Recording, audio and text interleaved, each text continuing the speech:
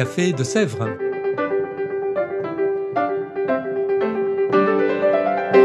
Au Café de Sèvres, on discute philosophie et théologie.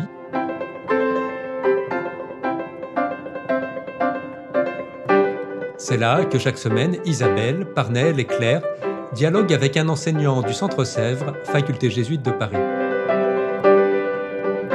L'émission d'aujourd'hui est animée par Parnell Ledaga. Chers auditeurs, chères auditrices du Café de Sèvres, bonjour à tous.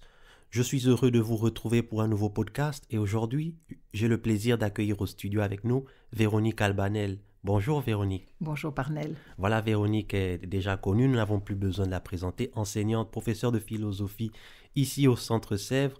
Voilà, elle enseigne notamment sur Hannah Arendt, Albert Camus et sur plusieurs cours et séminaires sur la philosophie politique. Aujourd'hui, avec Véronique, nous allons parler justement d'un de ses auteurs favoris, Albert Camus, et en particulier de la religion chez Albert Camus.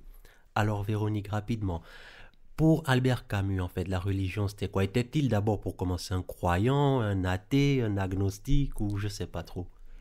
Alors, Camus se définissait lui-même comme incroyant, mais il refusait l'étiquette d'athée. Donc, il ne se disait pas athée, il ne voulait pas se dire athée, il disait même que ça avait quelque chose de vulgaire. Il grandit dans un milieu culturel plutôt catholique. Là, d'ailleurs, il reçoit sa première communion, il fait sa première communion. Donc, et surtout, il s'investit énormément dans un univers chrétien, dans la mesure où il fait son mémoire de DESS sur le néoplatonisme et le christianisme et les chrétiens, notamment le christianisme évangélique, et de voir le rapport avec Plotin, toutes ces différences entre Saint-Augustin et Plotin.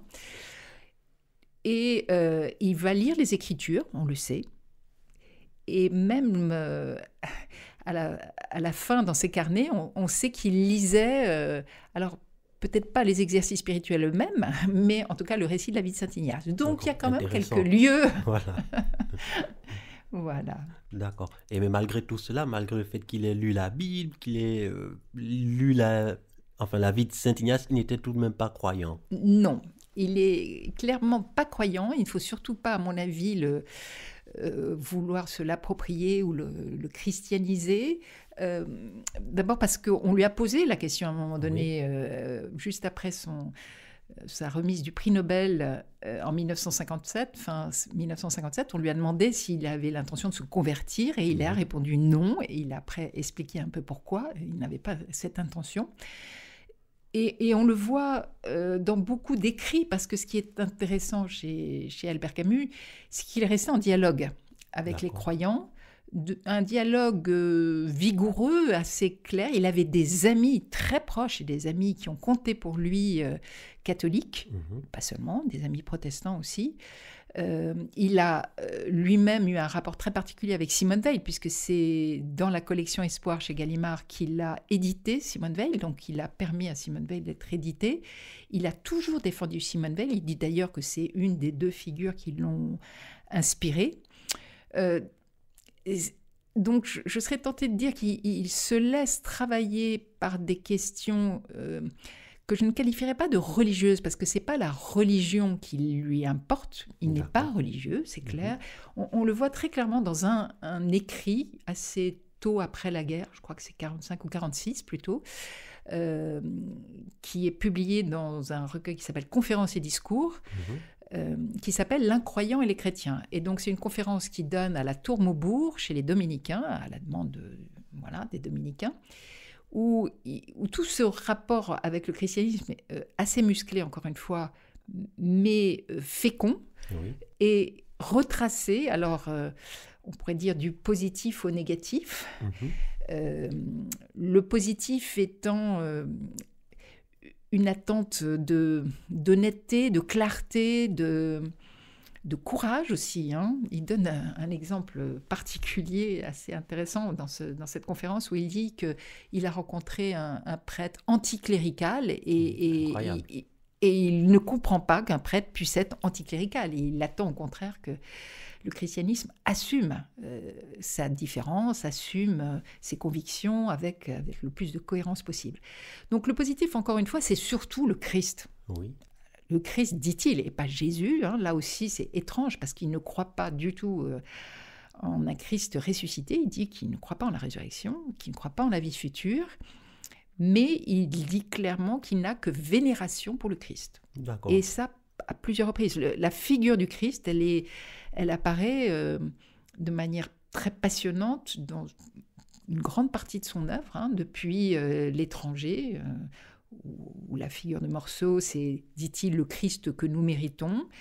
Il faudrait interroger cette formule, jusqu'au Premier homme, qui est donc son livre plutôt autobiographique, paru de manière posthume en 1994, où il dit que sa mère est le Christ. Et l'amour qu'il avait pour sa mère, tout le monde le sait, c'était un amour infini. Bon.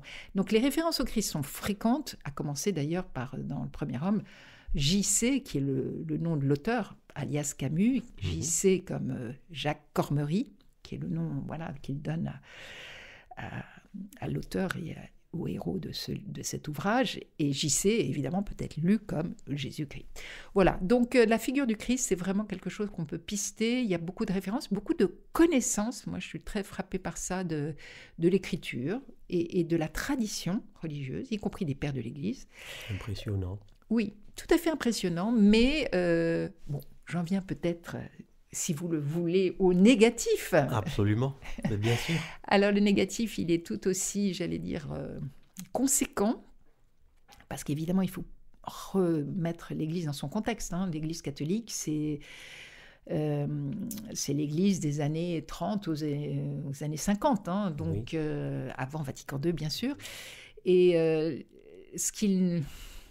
il fustige vraiment l'Église, notamment pour son rôle en Espagne, et notamment de complicité avec les franquistes, les évêques espagnols en particulier, qui, dit-il, bénissaient les exécutions ou qui distribuaient des hosties dans les prisons. Et il dit clairement que si le Christ a existé en Espagne, il était en prison, enfin, qui faisait partie des républicains. Il était chez les républicains.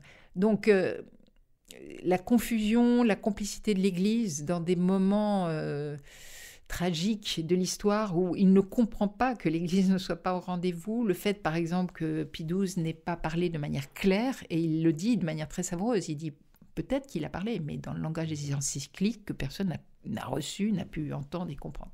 Voilà. Pie XII durant la Seconde Guerre mondiale, c'est bien ça? Absolument. Pie XII, le pape, effectivement, pendant la Seconde Guerre mondiale, dont on n'a pas fini de commenter, fallait-il qu'il parle, aurait-il dû parler? Mais en tout cas, pour Camus, le silence de Pie XII est une des critiques qu'il fait. Le fait que l'Église ou les chrétiens en général ne parlent pas, suffit à voix haute et claire sur ce qui les habite. Il y a une autre critique majeure, c'est tout ce qu'il appelle la morale bourgeoise et la morale véhiculée par le christianisme qu'il baptise à la suite de Nietzsche de moraline, une morale très conservatrice et très familiale qui est souvent synonyme d'hypocrisie. D'accord, très intéressant en effet. Alors j'aimerais arriver maintenant à un point, je sais que vous dispensez un séminaire justement sur Albert Camus et le christianisme, et en parcourant un peu le programme que vous avez tracé pour le cours, j'ai trouvé quelque chose que vous proposiez de parler de Camus et le christianisme selon 3 temps: l'absurde, la révolte et l'amour. Et j'aimerais vous donner l'occasion, enfin je ne vous donne pas l'occasion, mais j'aimerais que vous nous parliez à nous, aux auditeurs du Café de Sèvres, de ces 3 temps. Alors, ce ne sont pas les temps que j'ai choisis, c'est les cycles même que Camus définit très très tôt de manière programmatique pour annoncer l'œuvre qu'il va développer. Et il s'y tiendra de manière absolument admirable, parce que très, très vite, dès l'entre-deux-guerres, même avant, puisque L'étranger est publié dans le cadre du premier cycle, le cycle de l'absurde en 1942, mais dès les années 40, même un peu avant, il sait qu'il y a ces 3 cycles. Et donc, pour reprendre rapidement, chacun des cycles comporte lui-même 3 types d'œuvres ou 3 styles. Un roman, donc dans le cycle de l'absurde, c'est l'étranger. Une œuvre dramatique, des pièces de théâtre, donc c'est Caligula et le malentendu pour l'absurde. Et puis une œuvre plus philosophique, un essai plus philosophique, qui est donc le mythe de Sisyphe pour l'absurde. Alors ce qui est intéressant, c'est chacun des cycles suppose le suivant, c'est-à-dire qu'on ne sort pas vraiment de l'absurde, mais on peut le dépasser, même on doit le dépasser, par la révolte. La révolte étant ce moment d'affirmation de la solidarité de l'homme, c'est-à-dire qu'on quitte cette solitude un peu négative, un peu désespérée, où finalement la tentation du suicide guette l'homme confronté au nihilisme. On plonge donc dans ce cycle de la révolte qui est un dépassement vers plus de solidarité, c'est-à-dire que je me révolte, donc nous sommes, c'est au nom de cette solidarité, d'une commune humanité et d'une justice qu'on se révolte et qu'on procède à cette communion fraternelle. Et encore une fois, ce cycle de la révolte se développe en 3 temps. Le temps romanesque, c'est la peste. Le temps dramatique, ce sont les justes, en principe, et puis principalement les justes, mais aussi état de siège. Et puis le temps philosophique, qui est donc l'homme révolté. Et il y avait un 3e cycle, et c'est là où c'est magnifique, et où ça nous oriente, ou en tout cas nous questionne peut-être plus en tant que chrétiens.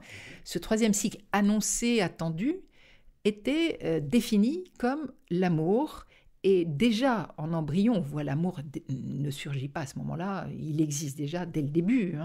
L'amour pour sa mère, l'amour pour l'instituteur, enfin bon, l'amour est présent, y compris dans les 2 cycles précédents. Mais ceci qui malheureusement n'a pas du tout été achevé, même à peine commencé, il comprend en tant que roman Le Premier Homme, qui a été publié à titre posthume en 1994, mais qui est vraiment un roman sur l'amour. Alors l'amour, bien sûr, des siens, l'amour et l'admiration qu'il voue à ce milieu très pauvre, qui est son milieu familial, son milieu d'origine, l'amour de l'Algérie, enfin il y a vraiment l'amour de l'instituteur. On voit vraiment se déployer un amour très sobre, très simple, très, très beau et très profond, qui ne s'embrasse pas de toute cette complexité qu'on a vue dans les cycles, complexité peut-être plus conceptuelle qu'on a vue dans les cycles précédents.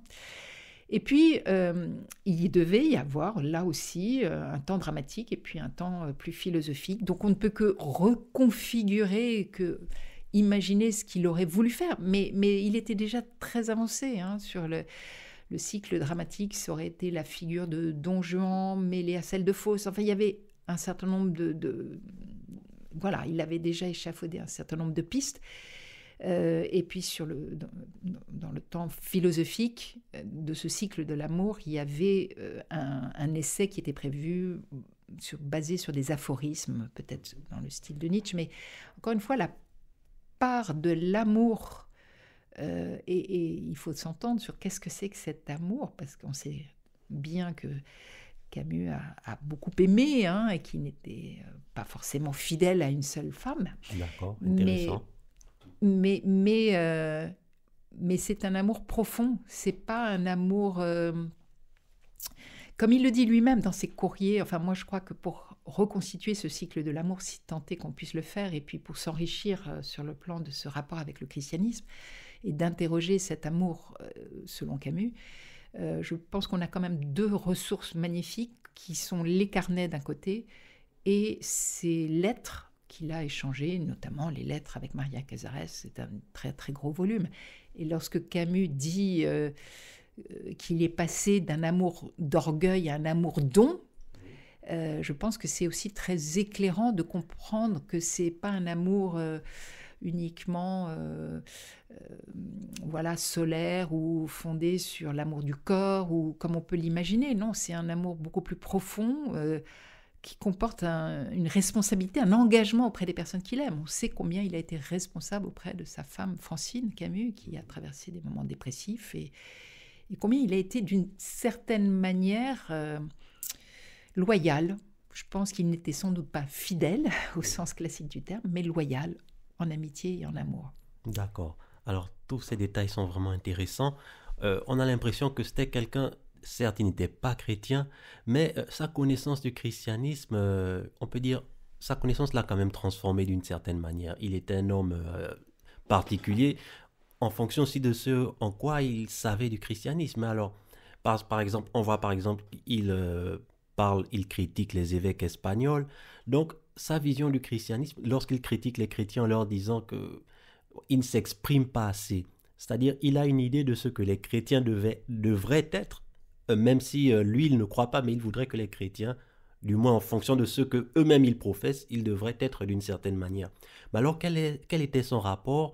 Quelle était sa conception du christianisme et la relation que cela entretenait sans doute avec la morale et la politique? Oui, c'est tout à fait exact. Il attend quelque chose du christianisme et des chrétiens eux-mêmes. Et peut-être que sa frustration ou sa déception par rapport à cette attente, elle est nourrie par, j'aurais tenté de dire, par deux choses, enfin même plutôt deux expériences vivantes et concrètes pour lui. La première, c'est son expérience de l'amitié donc avec une figure catholique un peu connue, mais qui est une figure de la résistance, un de ses amis de jeunesse, enfin de jeune maturité, de jeune adulte, c'est René Lénaud, qui est un grand résistant catholique avec lequel il va beaucoup échanger sur la foi catholique de René Lénaud. Et René Lénaud va donc être arrêté, fusillé donc, à Lyon. Il va faire en mémoire et en hommage à René Lénaud quelque chose de... Il va rendre hommage, il va faire un éloge. Et surtout, je pense qu'à partir de cette figure, et c'est pas la seule encore une fois, parce qu'il défendra le pasteur Bruckberger, enfin il défendra un certain nombre de figures, à partir de là, se met en place en lui la conviction qu'on ne peut pas critiquer de manière caricaturale le christianisme et ce qu'il porte, notamment sa métaphysique, dont il fera une certaine éloge en disant que la métaphysique chrétienne est cohérente. Et à partir de là, surtout, par exemple, il dira, notamment dans L'Incroyant et les chrétiens, cette fameuse conférence, ou dans d'autres interviews, il dit qu'on doit juger le christianisme non pas sur, j'allais dire, quelques erreurs ou quelques personnes, mais sur ses sommets. Et parmi ces sommets, il cite Pascal, Saint-Augustin et le fait que ce sont des sommets qui donnent à penser, qui donnent à réfléchir. Il a beaucoup travaillé Saint-Augustin. Il était extrêmement admiratif de Pascal, qui a beaucoup, beaucoup nourri sa pensée. Il dira qu'il est admiratif, mais que Pascal ne l'a pas converti et qu'il n'a pas pu entrer dans la grâce, c'est ce qu'il dit. Je pense que ce qui l'a empêché d'y entrer, ou ce qui fait qu'il n'a pas voulu y entrer, parce que je crois honnêtement que c'était une décision de sa part de ne pas y entrer, que je trouve, on pourrait le comparer peut-être à Simone Weil, qui est restée sur le seuil, mais à mon sens, il y a quelque chose de beaucoup plus décisif chez Camus, qui remonte sans doute à sa toute jeune adolescence. C'est rapporté par Max-Paul Fouché, qui était un de ses amis à Alger. Il raconte qu'à 16 ans, je crois à peine 16 ans, ils assistent à un accident, c'est un tram qui écrase un jeune arabe, et que l'enfant est sans doute mort, en tout cas il est visiblement dans le coma, probablement mort, et il s'adresse à Max-Paul Fouché et il montre le ciel avec son index et il dit, tu vois, lui, au moins il était innocent. Et je crois que pétri de Dostoïevski, de cette souffrance de l'enfant innocent, il ne peut pas accepter que ce monde soit créé par un Dieu qui n'empêche pas la mort et la souffrance des enfants. C'est quelque chose qu'on voit dans La Peste, c'est quelque chose qui l'oppose, donc on le voit au père Panelou, ce jésuite dans La Peste. La mort de l'innocent rend le côté impossible et impensable d'un Dieu tout-puissant bon et compréhensible. Donc pour lui, il en est resté à cette impossibilité de tenir une théodicée. Et je pense qu'aujourd'hui, d'ailleurs, c'est une interrogation pour le christianisme. Que faire à propos de comment on tient tout ça? Voilà, donc c'est assez résolu chez Camus, et pourtant, c'est ça qui est absolument extraordinaire, mais ça ne lui vient pas tant du christianisme. Cette morale dont on parlait à l'instant, elle lui vient là encore d'une expérience vivante, et cette expérience vivante, elle est plutôt du côté de la transmission, du témoignage paternel, alors qu'il n'a pas connu son père, puisque son père est mort lorsqu'il avait 6 mois, tout début de la guerre de 14, première bataille de la Marne.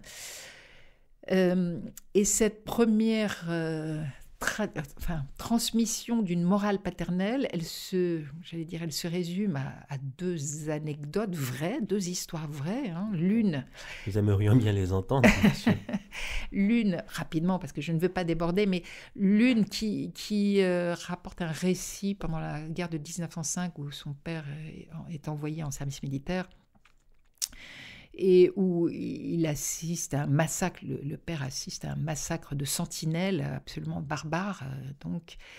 Et là, cet homme qui est toujours posé, toujours paisible, c'est rapporté par un de ses amis, instituteur aussi, dit la rage qui est provoquée chez le père d'Albert Camus, et où il se borne à dire « un homme, ça s'empêche ». Et il n'en démord pas. Un homme ne peut pas tuer. Un homme, ça s'empêche. Alors ça, c'est la première, j'allais dire, morale de Camus, parce qu'il n'y en a pas.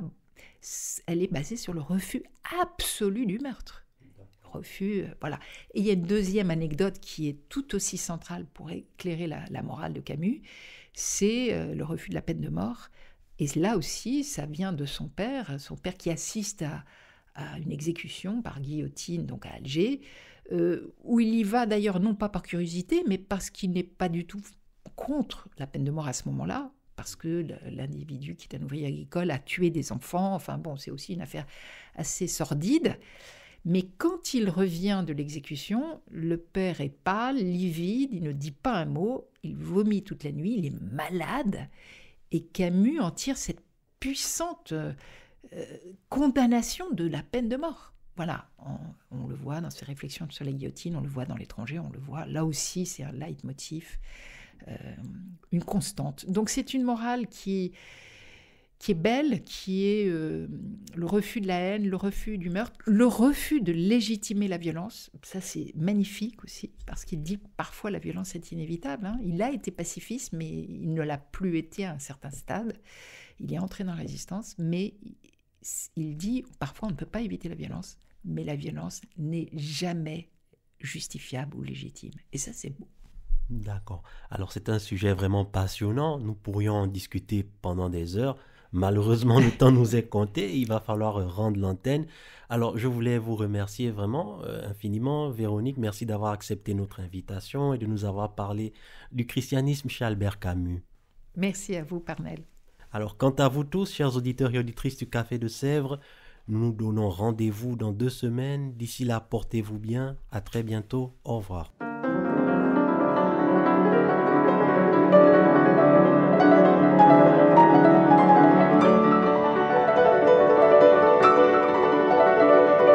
Vous écoutiez Café de Sèvres, le podcast du Centre Sèvres, Faculté jésuite de Paris, en partenariat avec RCF.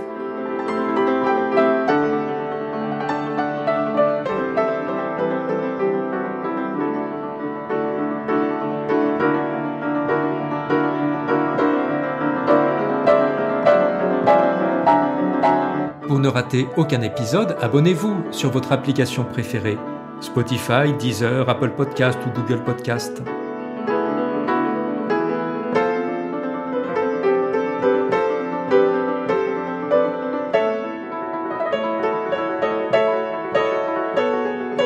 Et sur notre site internet www.centresèvres.com, découvrez l'ensemble de nos cours et conférences en philosophie et théologie. À bientôt.